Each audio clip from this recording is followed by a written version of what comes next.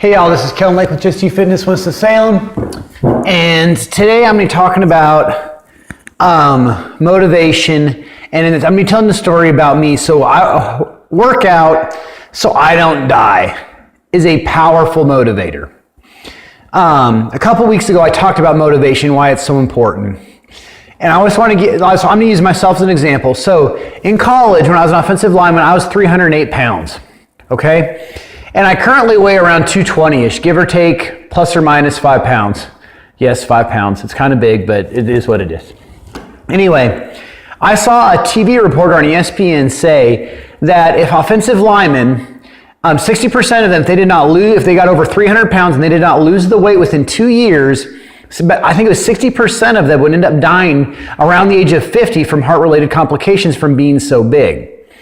To say the least, that scared the crap out of me, okay? And because I watched that show, I was actually playing video games and I saw it on another TV. But anyway, it scared me so much that in my head, I was like, as soon as my last snap is done, I'm going to drop this weight because I do not want to die at the young and tender age of around 50.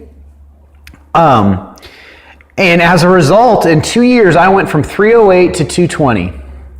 What's crazy is I've continued to keep this weight off for 10 years. What's even more crazy is I didn't realize until I wrote this post that it's been 10 years that I've been able to keep the weight off.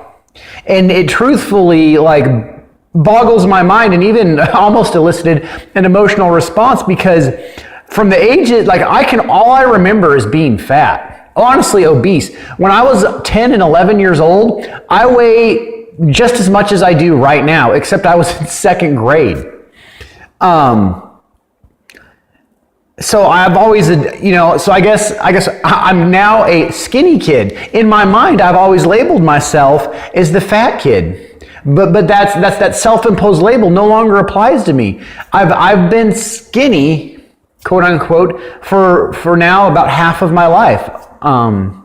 And I should kind of own that and celebrate it. But so often, most people, I dwell on my imperfections versus my successes.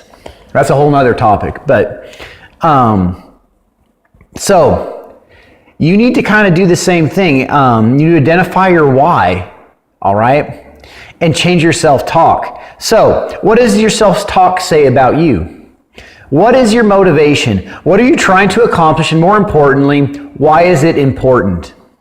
If you have a strong why, if you have a strong reason to get from point A to point B, the chances of you being successful dramatically increases.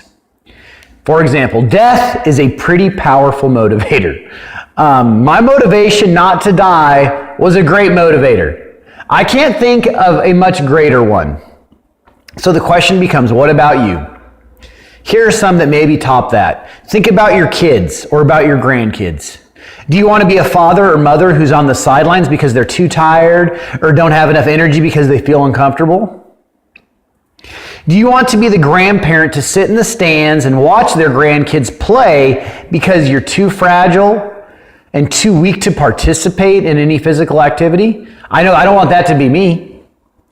Do some soul searching and figure out what your why is.